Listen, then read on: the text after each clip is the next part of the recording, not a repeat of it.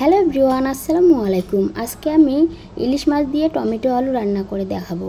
তাই সব কিছু রেডি করে নিয়েছি। প্রথমে আমি কড়াইয়ের মধ্যে পর্যাপ্ত পরিমাণ তেল দিয়ে দেব। তেলটা গরম হয়ে গেলে আমি এখানে পেঁয়াজ কুচি দিয়ে হালকা করে ভেজে নেব।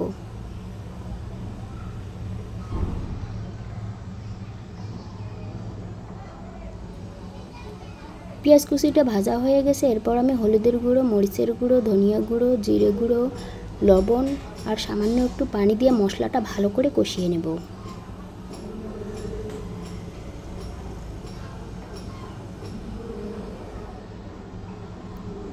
মশলাটা কষানো হয়ে গেছে। এরপর আমি টমেটোগুলো দিয়ে আর একটু কষিয়ে নেব। আমি এই রান্নাটা একদম কম মশলায় রান্না করব। এরপর আমি মাছগুলো দিয়ে ভালো করে কষিয়ে নেব।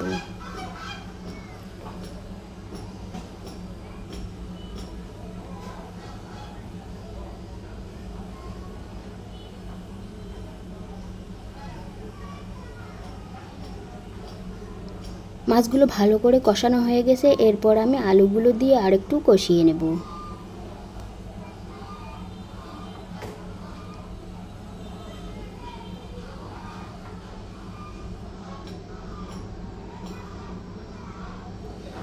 এবার সামান্য একটু পানি নিয়ে আরেকটু কষিয়ে নেব, কারণ তরকারি যত কষানো হবে ততই কিন্তু মজা হবে। এবার আমি কোনো নাড়াচাড়া করব না, আলতো করে একটু ঘুরিয়ে দেব যাতে মাছগুলো ভেঙে না যায়। দেখতেই পাচ্ছেন ঝোলটা একদম কমিয়ে এসেছে। এই পর্যায়ে আমি ঝোলের জন্য পানি দিয়ে দেব।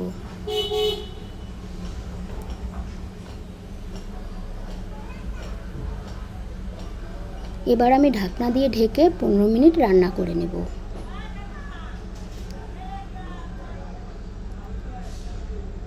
15 মিনিট পর ফিরে এলাম। আর একটু এবারে নেড়ে দেব।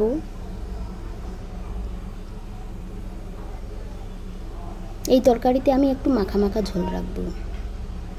দেখতেই পাচ্ছেন ঝোলটা একদম কমিয়ে এসেছে। এর পর্যায়ে আমি নামিয়ে নেব। নামালে আর একটু ঝোল কমিয়ে যাবে। সবাই ভালো থাকবেন, সুস্থ থাকবেন। আর রান্নাটা কেমন হয়েছে অবশ্যই কমেন্টে জানাবেন। আল্লাহ হাফেজ।